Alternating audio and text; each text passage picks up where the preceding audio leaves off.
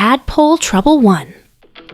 Humid afternoon, the five brothers wandered deeper into the woods behind their neighborhood. As they ducked under branches and pushed through tall grass, they stumbled upon a muddy pond tucked behind a grove of trees. It shimmered in the golden light, teeming with life. Dragonflies zipped across the surface, frogs croaked from the edges, and tiny bubbles popped now and then on the water. "Let's catch frogs!"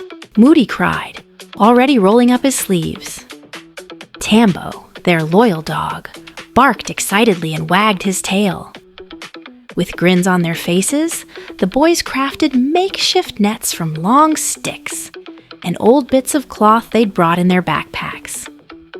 Laughing and splashing, they gently scooped up a few frogs, marveling at the slippery creatures before letting them hop free again. Then, Kazi peered into the water, eyes wide. "Look!" he gasped. "Tadpoles!" The others gathered around. The pond was full of tiny black squiggles darting just below the surface. "Let's take a few home," Balo suggested. "We can raise them. Watch them turn into frogs." They carefully filled a large glass jar with pond water and gently scooped a few tadpoles inside. Back home that evening, the boys placed the jar in a plastic tub on the veranda and watched, enchanted, as the tiny creatures swam in slow, twitchy loops. Over the next few days, the brothers took turns feeding the tadpoles bits of boiled lettuce. They watched eagerly as little legs began to sprout from the tadpoles' sides. "They're changing!" Moody shouted one afternoon. "Look at this one. It has legs and a tail." But one morning, things didn't look right. The water had turned murky and cloudy. The tadpoles floated sluggishly, barely moving. "They're sick," Moody said, his face pale. Theo knelt beside the tub, frowning. "We didn't change the water enough," he said quietly. The boys sat in silence, the joy of their discovery replaced by a heavy feeling in their chests. "We need to decide what to do," Balo finally said.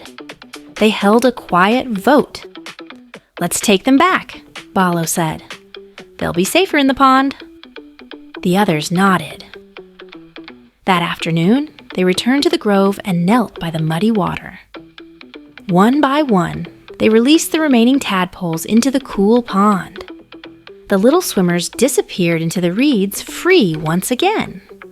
Tambo sat beside them, ears perked and quiet for once. "Some things are better in the wild," Theo said softly. The brothers sat by the pond a while longer, listening to the frogs call and watching new tadpoles swirl through the water. From that day on, they still explored the forests, hills, and rivers, but they learned to observe more carefully, to admire without always collecting. Some adventures, they realized, were best left where they belonged.